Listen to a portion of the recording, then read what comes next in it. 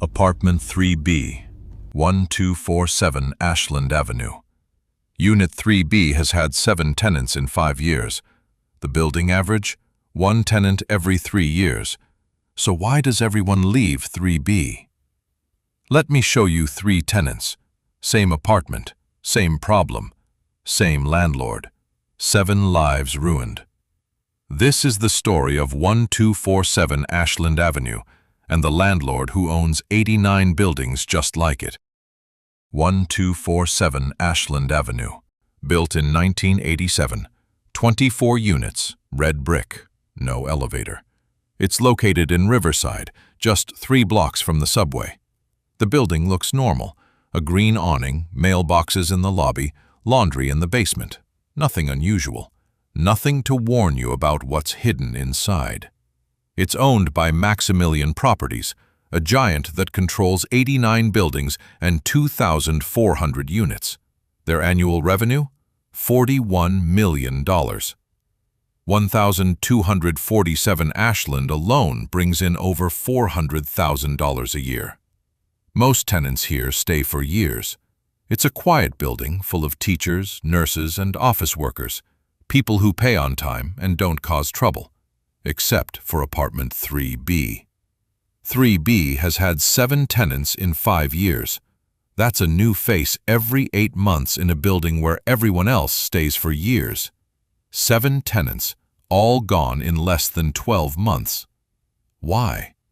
I'm going to show you 3 of them: Pearl Brockington, Joshua Cortes, and Elizabeth Jenkins. 3 different people, 3 different years, but the exact same nightmare.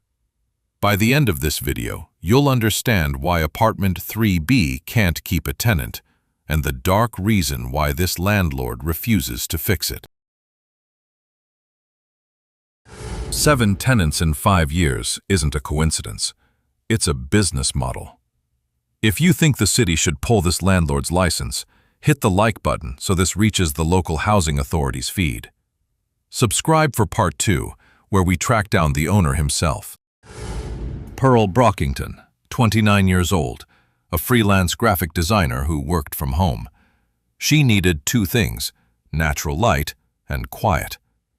Pearl moved into apartment 3B in March 2018.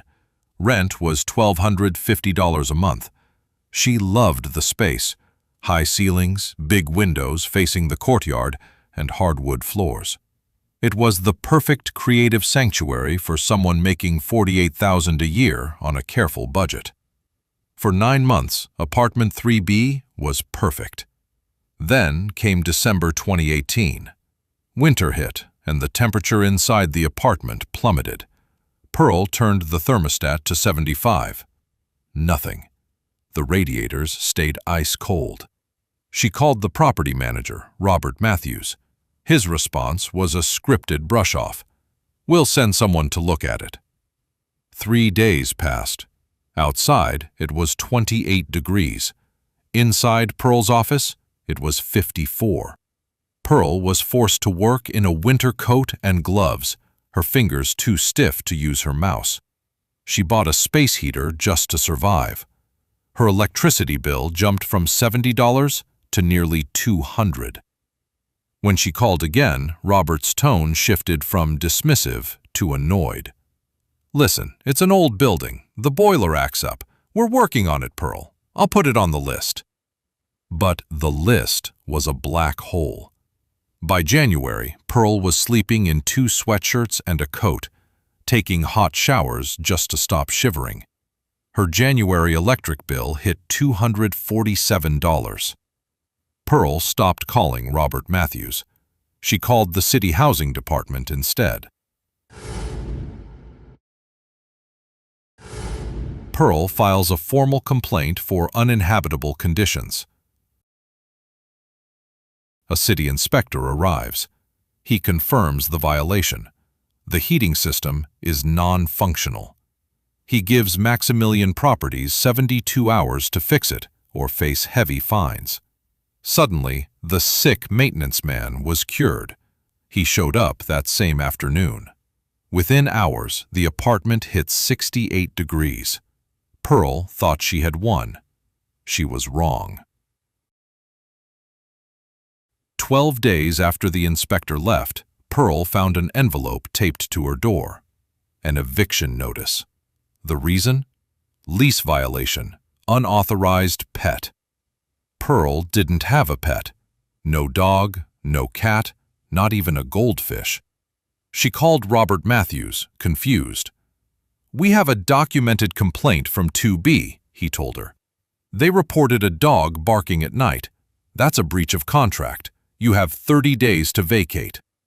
Pearl knew the tenant in 2B was a 90-year-old woman who was nearly deaf. There was no dog. There was no barking. This was a ghost complaint, a legal fabrication. She hired a tenant rights attorney, Jason Davis. His assessment was blunt. "This is retaliation. It's illegal, but fighting it will cost you $3,000 in fees." Pearl looked at her bank account. She had $4,200 in total savings. The landlord knew her income. They weren't just evicting her, they were outspending her. To avoid a permanent eviction mark on her record, Pearl was forced to settle. She took a $1,000 moving allowance and agreed to leave.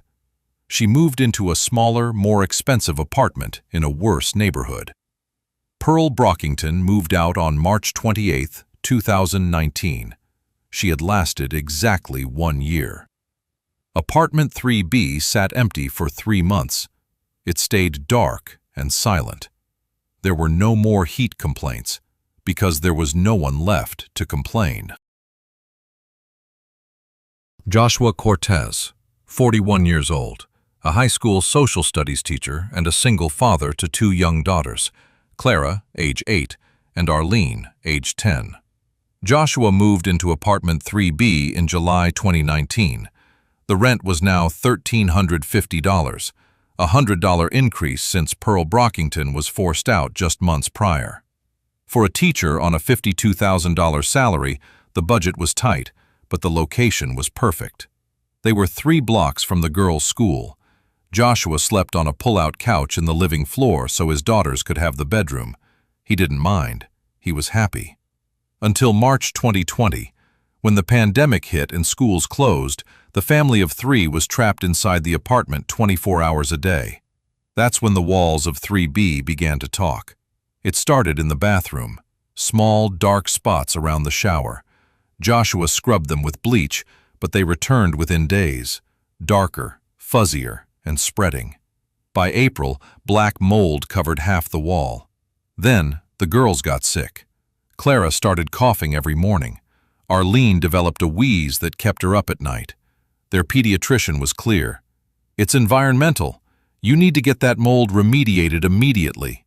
Joshua sent photos to Robert Matthews. Robert's response was a masterclass in gaslighting.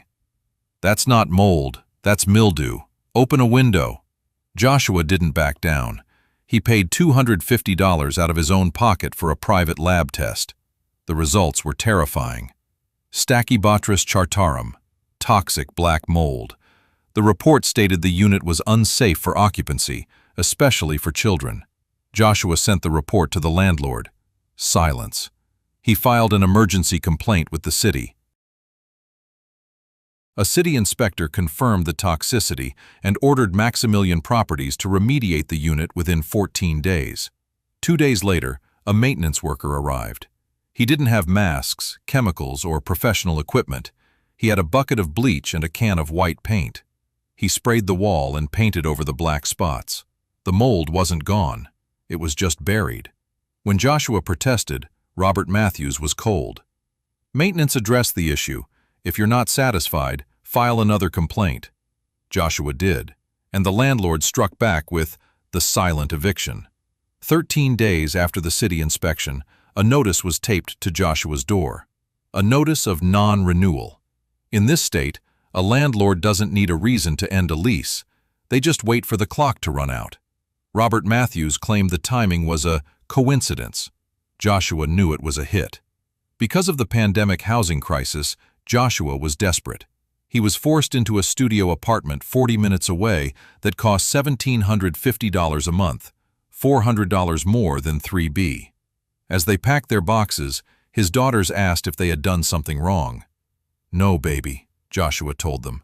"We didn't do anything wrong."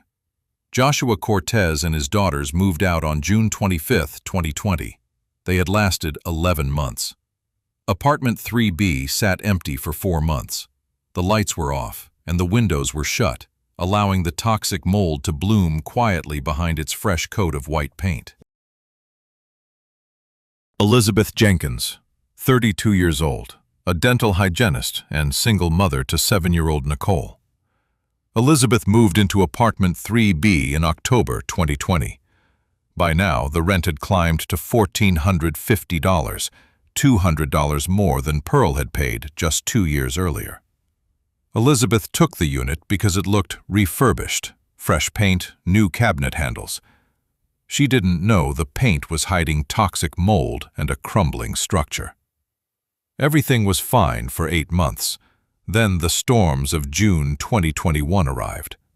A small wet spot appeared on Nicole's bedroom ceiling. Within days, it grew from 6 inches to 2 feet. The paint bubbled and peeled, dripping brown, musty water onto Nicole's bed. Elizabeth did everything right. She emailed Robert Matthews. She sent photos. She pleaded for a repair so her daughter could sleep in her own room. Robert's response? The same one he gave Pearl and Joshua. "We're backed up. We'll get to it." By late June, the ceiling was sagging, bulging downward under the weight of a hidden leak. Fearing a total collapse, Elizabeth called the city. The city inspector confirms the ceiling is structurally compromised. He gives Maximilian Properties 48 hours to fix it. The deadline passed. Then another 6 days. No repairs. Instead of a plumber, Elizabeth found something else taped to her door on July 10th. An eviction notice. The reason? Multiple noise complaints. Elizabeth was stunned. She and Nicole were quiet. They were often at the park or at her mother's house during the times the landlord claimed they were stomping and yelling. But unlike the others, Elizabeth didn't just walk away. She was angry. She hired Kathleen Margolis, a tenant rights attorney, and decided to fight. In a rare move, Elizabeth's lawyer subpoenaed the neighbors who supposedly complained. This is where the landlord system began to crack. The tenant from 2B never showed up. They didn't even exist. The tenants from 3A and 4B, they admitted on the stand that they didn't initiate the complaints. Property management had approached them, asking if they had heard anything, and essentially coaching them to file reports against 3B. The judge saw through the scam. He called the landlord's actions highly suspicious and ruled that the eviction was a clear case of illegal retaliation. Elizabeth won. The judge ordered the landlord to pay her $3,500 in legal fees and fix the ceiling immediately. But as Elizabeth walked out of the courtroom, her lawyer gave her a haunting warning. They're going to retaliate again. Legally. She was right. 4 months later, in November 2021, Elizabeth received a letter. It wasn't an eviction. It was a notice of non-renewal. The landlord was ending her lease 10 months in advance. No reason given. No reason required by law. Elizabeth had won the battle, but Maximilian Properties was winning the war. Elizabeth knew the notice was coming.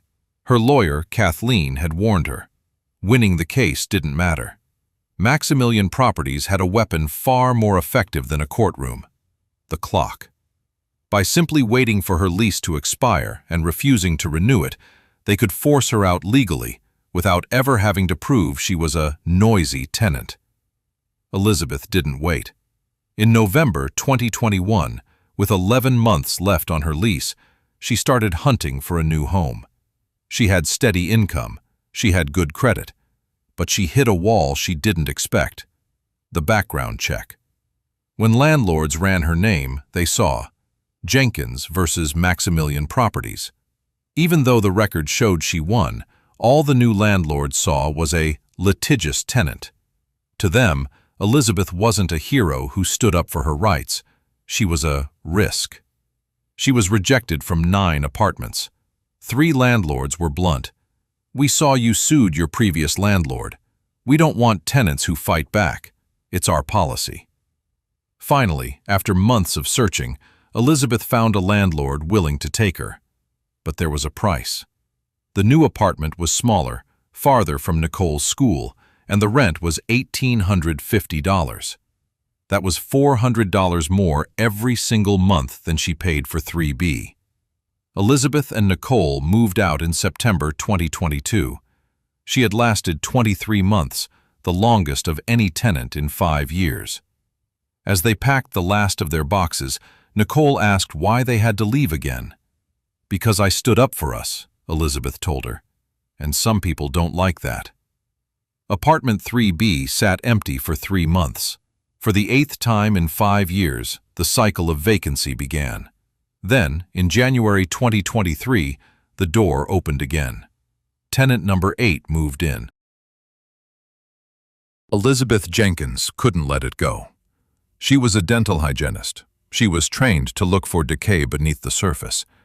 She took to a tenant advocacy group with a simple question: "Has anyone else lived in apartment 3B at 1247 Ashland?" Within days, the puzzle pieces began to click into place.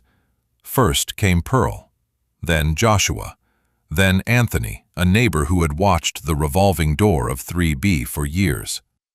As the 3 former tenants compared notes, the realization hit them like a physical blow. They weren't just victims of bad luck, they were victims of a business model. Elizabeth pulled the public records. The data didn't lie. Since 2015, every single tenant in 3B followed the same trajectory. 1. Move in. The apartment looks refurbished. 2. The discovery. Roaches, 2016. Broken windows, 2017. No heat, 2018. Mold, 2019. Leaks, 2021. 3. The complaint. Tenant reports the issue to the city. 4. The erasure. Within weeks of a city inspection, the tenant is hit with a fake violation or a silent eviction, non-renewal. But why? Why not just fix the apartment? The answer lay in the basement. Apartment 3B sits directly above the building's 1987 industrial boiler. For 30 years, the heat from that boiler has been rising, causing thermal stress on the unit above. It warps the floors, cracks the walls, and creates a permanent moisture trap that breeds toxic mold. The city had warned Maximilian Properties for decades. In 1995, in 2003, in 2011, in 2019, every report said the same thing. The unit needs a $45,000 structural overhaul. Elizabeth, Pearl, and Joshua did the math. Option A: spend $45,000 to fix the root cause and keep a long-term tenant. Option B: spend $5,000 per year on cosmetic cover-ups, paint and bleach, and legal fees to cycle out complaining tenants. In the cold eyes of Maximilian Properties, the math was simple. By refusing to fix the building and instead weaponizing the eviction system, they were actually making more money by keeping the apartment broken. It was cheaper to destroy a tenant's life than to repair a ceiling. "They're doing this on purpose," Elizabeth said, looking at the spreadsheet of their collective trauma. "It's cheaper to evict us than to fix the building." "And it's legal," Pearl whispered. Joshua looked at his daughters playing in their cramped studio. "We can't prove intent," he said, "but we can prove a pattern, and we aren't the only ones." Elizabeth looked at them both. "We don't just complain anymore," she said. "We organize." Elizabeth Jenkins wasn't just a dental hygienist anymore. She was an investigator. She knew that if apartment 3B was a trap, then Maximilian Properties likely had thousands of other traps spread across the city. She created a Facebook group, the Maximilian Properties Tenant Union. The response was a tidal wave. In 1 week, 47 members. In 1 month, over 100. Within 6 months, 347 current and former tenants had joined the fight. As Pearl, Joshua, and Elizabeth began documenting the stories, the scale of the math of malice became terrifyingly clear. This wasn't just one bad apartment. It was a city-wide business model of neglect and retaliation. The data revealed a death zone for tenants: 423 Oak Street, 12 evictions in 3 years. 10 of them happened within 60 days of a housing complaint. 1550 Maple Avenue, 8 evictions in 2 years, 7 were retaliatory. 1247 Ashland Avenue, the revolving door of Unit 3B, where every single tenant who spoke up was erased. Elizabeth took the database to her attorney, Kathleen Margolis. "We don't just have a case," Elizabeth told her. "We have an empire of evidence." Kathleen saw the potential immediately. She assembled a high-level legal team to file a massive class action lawsuit, Jenkins et al. Versus Maximilian Properties. 127 named plaintiffs stood together, representing hundreds more. The allegations were damning: systematic retaliation, constructive eviction, and a pattern and practice of weaponizing the law against the poor to avoid making repairs. They weren't just asking for their money back. They were seeking punitive damages, a legal fine meant to punish the landlord so severely that the $45,000 repair would finally be cheaper than the lawsuit. As of today, the case is in the discovery phase. A mountain of internal emails, property records, and depositions is being uncovered. Maximilian Properties is no longer just a landlord. They are a defendant in a fight for their very survival. The case could take years, but for the first time in 3 decades, the tenants of Apartment 3B aren't running. They're standing their ground.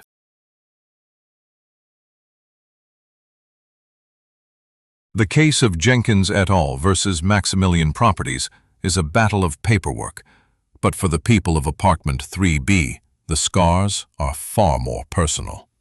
Pearl Brockington is now 36. She is still a freelance designer, but she is still paying the retaliation tax. Even years later, the settlement on her record makes new landlords nervous. She's not fighting for a payout anymore. "I thought it was just bad luck," she says. "Now I know it was a system. I'm fighting so the next Pearl doesn't have to hide." Joshua Cortes is still teaching, but his life is a daily reminder of what he lost. His daughters, Clara and Arlene, are now teenagers, 15 and 17. They are still sharing a single room in a studio apartment while Joshua sleeps on the pull-out couch. He hasn't told them that the reason they are cramped in a studio is that he tried to protect their lungs from toxic mold. Instead, he's teaching his students about housing rights, turning his trauma into a curriculum. "Half my students rent," Joshua says. "They need to know how the system is rigged before they sign their first lease." Elizabeth Jenkins, the architect of the union, is now 39. She pays $400 more in rent every month than she did at 3B. That's nearly $5,000 a year, a penalty for winning her court case. She spends her nights not on herself, but on the union, helping others document the same patterns she uncovered. Sometimes, Elizabeth walks by the old red brick building on Ashland Avenue. She looks up at the 3rd floor. There is a new tenant in 3B now. Tenant number 8. Elizabeth left a note in the mailbox, a warning from the past, but she hasn't heard back. She knows it's only a matter of time. The boiler is still humming in the basement. The moisture is still blooming behind the fresh white paint. The trap is reset. But this time, when the trap snaps shut, the tenant won't be alone. They'll have a union, a database, and a history of 7 people who refused to be silent. Maximilian Properties. They aren't just a landlord. They are a $41 million machine. With 89 buildings and 2,400 units, they are one of the city's largest residential empires. In 2024, the numbers were staggering. Annual revenue, $41,200,000. Annual profit, $6,800,000. At the top of this empire sits CEO Hilton Burke. In the same year his tenants were fighting for heat and breathing in toxic spores, Burke's total compensation was $847,000. To properly fix apartment 3B, to finally stop the cycle of mold and structural decay, would cost $45,000. To a teacher like Joshua or a freelancer like Pearl, that's a fortune. To Hilton Burke, it is just 5% of his annual paycheck. To Maximilian Properties, it represents a mere 0.7% of their yearly profit. They have the money. They choose to keep it. While Hilton Burke manages the boardrooms, Robert Matthews remains the man on the front lines.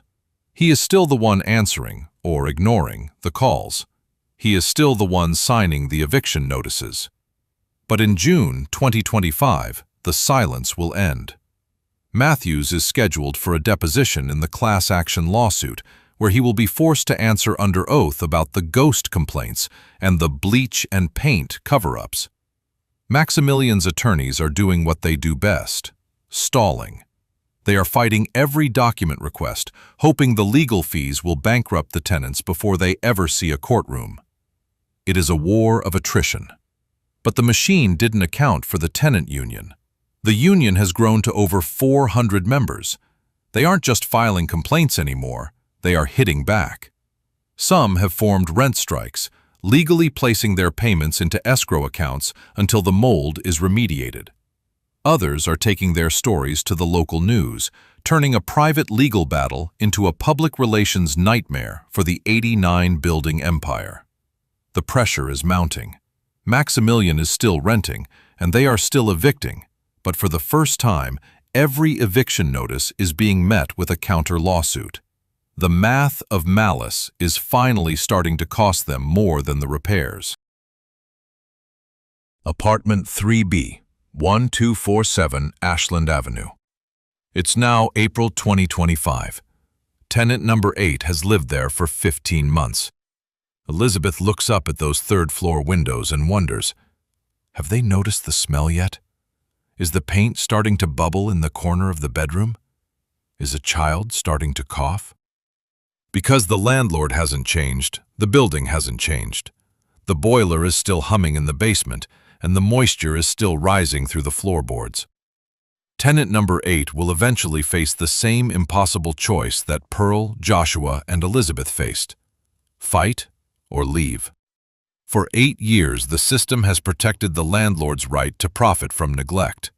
It protected his right to silent evictions and retaliatory ghost complaints. It even protected his right to blacklist tenants who dared to win in court. But something has changed. Pearl, Joshua, and Elizabeth learned that their bad luck was actually a business model. They learned that even when you lose your home, you don't have to lose your voice. I wish I had fought then, Pearl says, but I'm fighting now. I'm fighting because my daughters need to see that you stand up for what's right, Joshua adds, especially when it's hard. And Elizabeth, the woman who won her case but still lost her home, has found something more valuable than a settlement. She found an army. 412 members who are no longer just victims. They are witnesses. Apartment 3B is still broken. It is still cycling through lives, and it is still making Hilton Burke money. But there is now a record. There is a lawsuit. There is a union. The landlord will never fix Apartment 3B on his own. He has proven that 7 times over. He has made his choice. Profit. Now the tenants have made theirs. Fight. If you are renting right now, if your landlord refuses to make repairs, if you are being threatened with eviction just for wanting a safe place to sleep, listen closely. You are not alone. The story of Apartment 3B isn't a one-off tragedy, it's a blueprint. Landlords like Hilton Burke count on 3 things: your silence, your fear, and your lack of records. Here is how you break the cycle. First, document everything: photos, dates, time, email, keep every text message. In a courtroom, a landlord's word is just an opinion, so keep all your records. That's your power. Second, call the city. Don't just complain to the office. File formal reports with your housing department. Get an official inspector in the door. Third, find your neighbors. You are almost never the only one suffering. Talk to the people in the hallway. A documented violation is your strongest shield against retaliation. Fourth, know your right. Retaliation is illegal in almost every state, but it is up to you to prove the timeline. Documentation is your ammunition. If the landlord is neglecting your ceiling, he's probably neglecting theirs too. There is massive strength in numbers. Landlords count on you being too afraid to fight. They count on the fact that moving is easier than suing. But Pearl, Joshua, and Elizabeth have proved that when you stop running, the math of malice stops working. Apartment 3B is everywhere. It's in every city, under different addresses, owned by different corporations. It's a systematic, calculated, and highly profitable machine of neglect. And it will keep running until we make it too expensive for them to operate. Pearl, Joshua, and Elizabeth are making it expensive. 412 tenants are making it expensive. You can too. Millions of tenants across the country are facing the same choice right now. Stay silent and suffer, or speak up and fight. More and more are choosing to fight. Be one of them. Maximilian Properties isn't just one bad landlord. They are a $41 million system that relies on silence. We're breaking that silence. Subscribe to Accountability TV to help us expose the next 88 buildings on their list. Don't let them move an 8th tenant into apartment 3B. Share this video and let's hold them accountable.